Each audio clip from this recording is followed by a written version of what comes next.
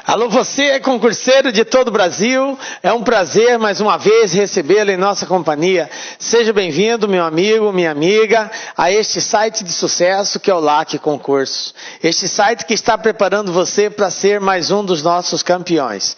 Sou o professor Jefferson Fiel, professor de matemática e de raciocínio lógico, e na aula de hoje nós vamos falar sobre números racionais, mais especificamente o conjunto Q, porque a letra Q é a letra que representa o conjunto dos números racionais. Então, galera, para você que tem dificuldade em trabalhar com números fracionários, números decimais, chegou o momento de nós exterminarmos essas dúvidas, exterminarmos esse medo. Vem comigo, galera.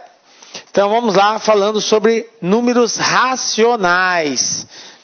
Bom, na aulinha de hoje nós vamos falar sobre o conjunto dos números racionais. Vamos elencar algumas propriedades dos números racionais e vamos principalmente fazer operações envolvendo números racionais, ok? Bom, o que é os números racionais, gente? Os números racionais é o conjunto Q, representado pela letra Q do nosso alfabeto latino. Ele é muito conhecido como números fracionários. Tá? Muita gente chama ele de números fracionários. O conjunto Q, racionais, é os números fracionários. Na verdade, não é só fracionários. É todo número que pode ser escrito na forma de fração. Isso que é o conjunto do Q. Só um pouco de história para nós entendermos de onde surgiram as frações. Tudo é de uma necessidade do ser humano, né? Então, antigamente lá no Egito, havia uma enchente do rio Nilo, e essa enchente, ela estragava toda a marcação das terras, das áreas dos agricultores. E quando o rio baixava, eles tentavam e faziam a remarcação dessas terras. Só que nem sempre davam um valor exato. Então, às vezes havia necessidade de colocar números fracionários, valores fracionários e não inteiros. Então, foi de lá que surgiu as frações. Só a título de curiosidade, galera. Mas vamos lá. Conjunto dos números racionais. O que é o conjunto dos números racionais? É todo conjunto que pode ser escrito na forma de fração. Então, nós vamos levar em consideração dois valores, A e B. A e B são números inteiros, ok? Deixar bem claro isso. A e B são números inteiros, com a condição de B não ser nulo. Por quê? Porque eu tenho uma fração A sobre B. E na matemática, nós não tem como nós dividirmos se o denominador for zero. Não existe divisão por zero, ok? Então, o denominador da fração nunca pode ser nulo. Então, como é A sobre B, o B não pode ser nulo. Então, nós chamamos de número racional ao quociente, né, a razão estabelecida entre esses dois números A e B. A sobre B, ok? Alguns exemplos de números racionais. Eu tenho aqui 2 sobre 3, 6, menos 3 sobre 5, 87 sobre 95, 17 e por aí vai. Aí você fala, professor, mas o senhor falou 6, 17, isso aí não é fração. Galera, os números racionais, eles não envolvem somente os números fracionários. Ele envolve todos os números inteiros que podem ser escritos na forma fracionária. E todo número inteiro pode ser escrito na forma de fração. Então, se eu tenho, por exemplo, o 6, eu posso escrevê-lo na forma de fração. É só representar assim, ó. 6 sobre 1. Pronto, é uma fração. Então, se é uma fração, é um número racional, ok? Então, eu posso escrever um número inteiro na forma fracionária. Por isso que nós dizemos que todo número inteiro é um número racional, ok? Por quê? Porque ele pode ser escrito na forma fracionária.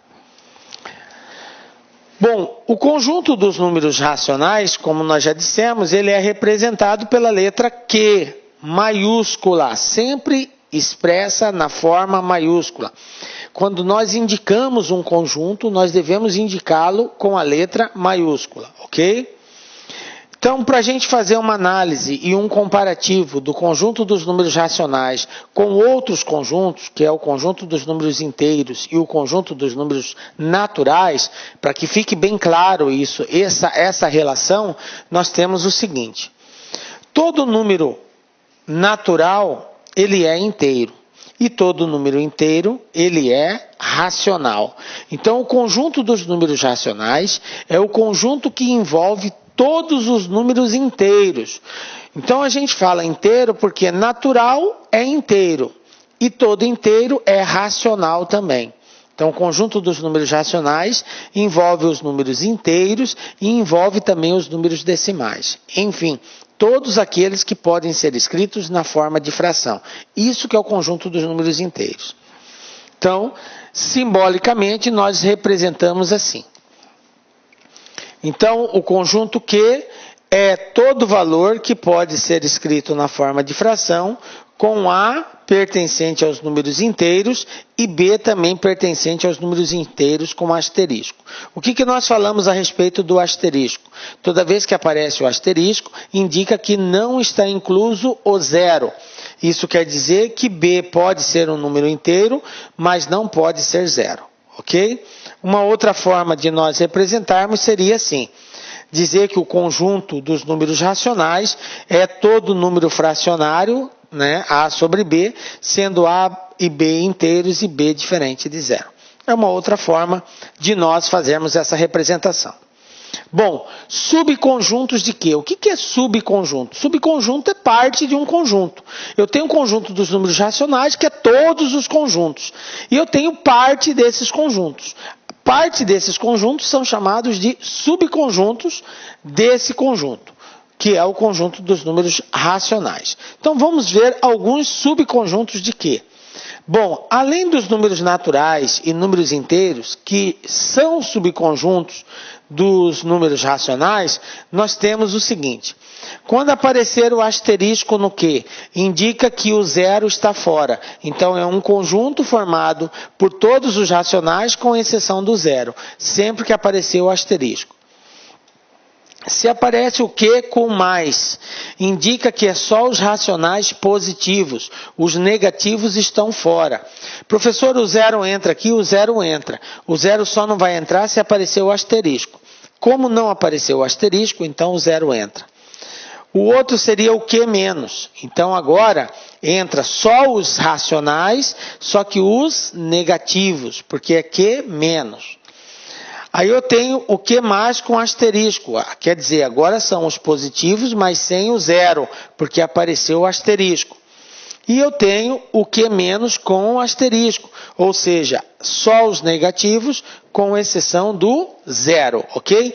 Então esses aqui são alguns modelos de subconjuntos do conjunto Q, ok? Bom, esse conjunto também pode ser representado na reta numerada. Bom, o que é a reta numerada? É uma reta onde nós traçamos aqui todos os valores pertencentes ao conjunto Q de forma ordenada. O zero é o centro. Olha aqui, uma forma de representar geometricamente. Então, quando diz representação geométrica, é a representação na reta. O conjunto Q é construir uma reta e considerar o número zero como a origem. Então está aqui o zero. Aqui é a origem, é o divisor das águas. À direita do zero, eu tenho os números racionais positivos.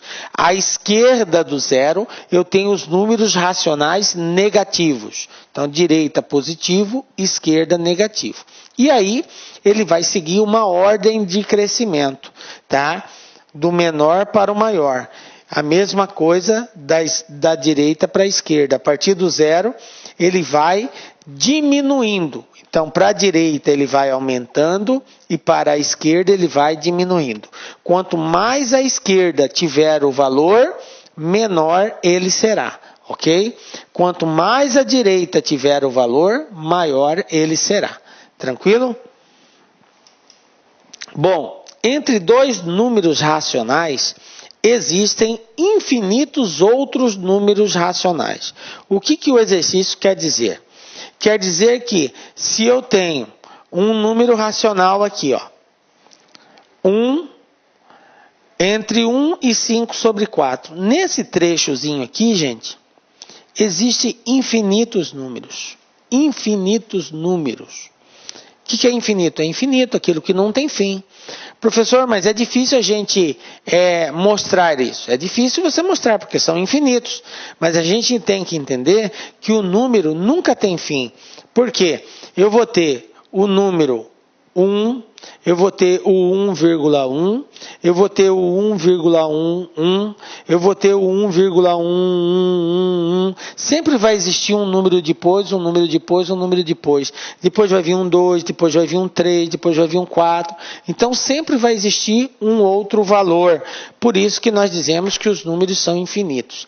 E na forma fracionária, nós vamos colocar aqui infinitos valores, ok?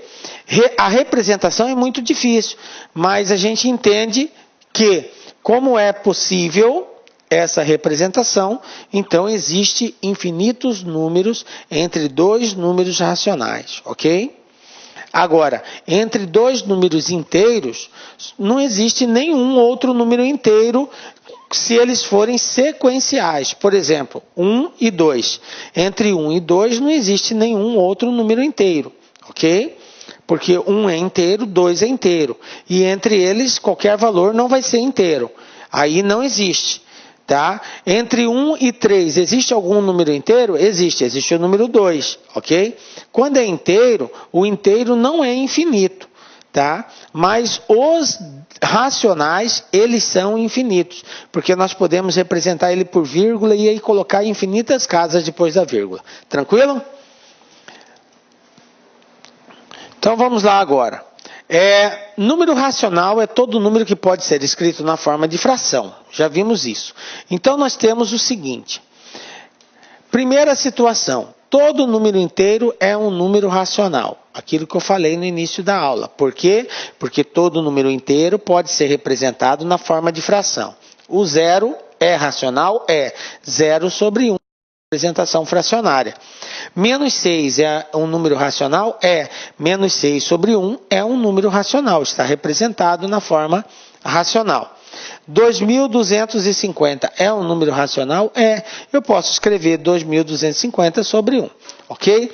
Então, sempre que for possível eu representar um valor na forma fracionária, esse número é um número racional. Ok?